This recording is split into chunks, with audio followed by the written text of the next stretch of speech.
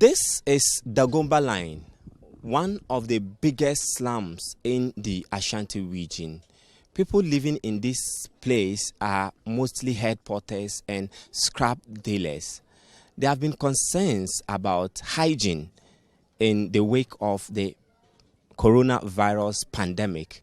And this place, the major challenge at this settlement is sanitation. For people here, though they are observing some of the safety precautions being outlined by the Ministry of Health and the Ghana Health Service, they think they are not doing enough and their environment is not allowing them.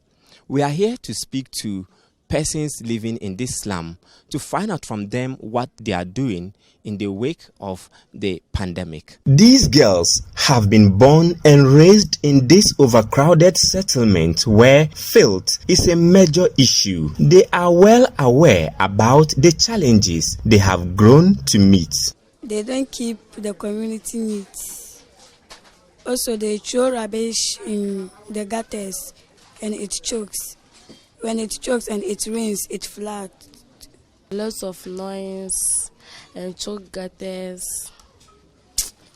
and flooding. With the continuous sensitization following the outbreak of the COVID-19, they are worried that a lot of settlers here are not observing the protocols.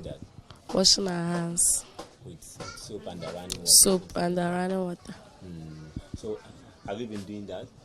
Yes, of course. How many times have you done that today? Today, when I'm going to eat, or if I go to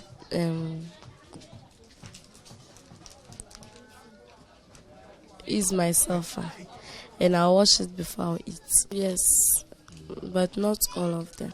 We tell them to wash their hands before they eat, or if they are going to eat themselves, they should wash their hands before they eat. Yes, I have been doing that, but those in this community, half of them that they have been doing that. When we tell them, they insult us.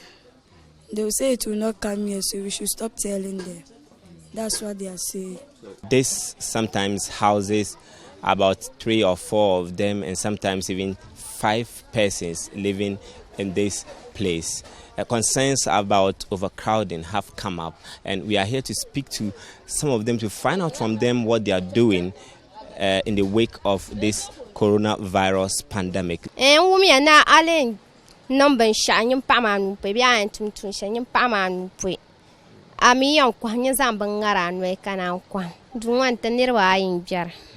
Ban jarbani vuma don to ka da tamasuna ka chima son gwargun to mai su ko don tablu so kar bawo be ko kwam ka somro ko kwam kar chu.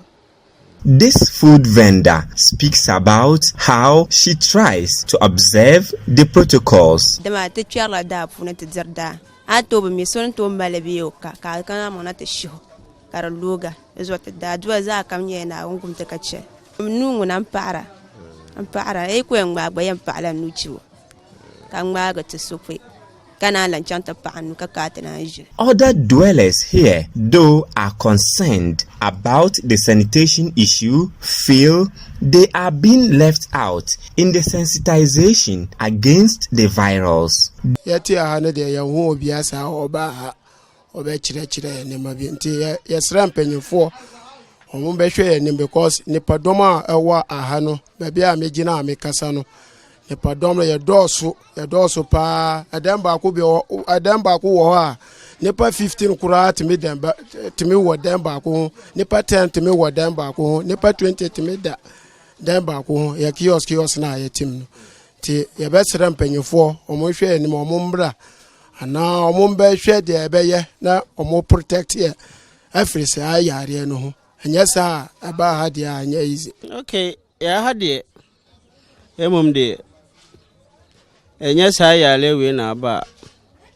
Ye knew who a debia a higher waha. Undamichel, because a man tell had it. Ya nawaha. To wait, I abano. And no, ye boo who were.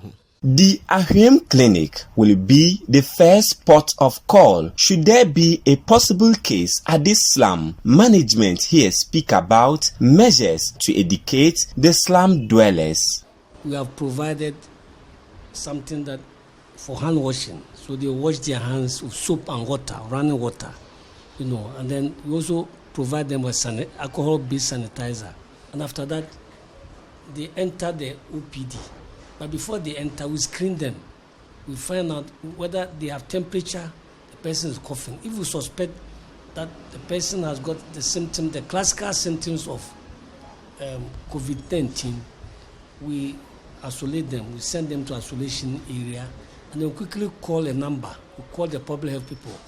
In fact, education is a very powerful tool, and it's working, education. So give them lectures, they ask questions, we answer the questions, and we have seen that there's some behavioral change. Then when they come, we ask them, what are the symptoms of COVID? And they're able to tell us, and also we also ask them, what should we do? So I think the education, and they also watch television, and they are picking things up, and they also agree that they shouldn't go to the mosque on Monday or on Friday. Most of them agree. It is clear that sanitation is a major problem at this slum. But sensitization on how slum dwellers here can protect themselves from the coronavirus pandemic is very low. For them, there's a general concern, and they think if nothing is done about it, they continue to be at risk. From the Dagombaline in the Ashanti region, I am Hafiz Tijani for Citi News.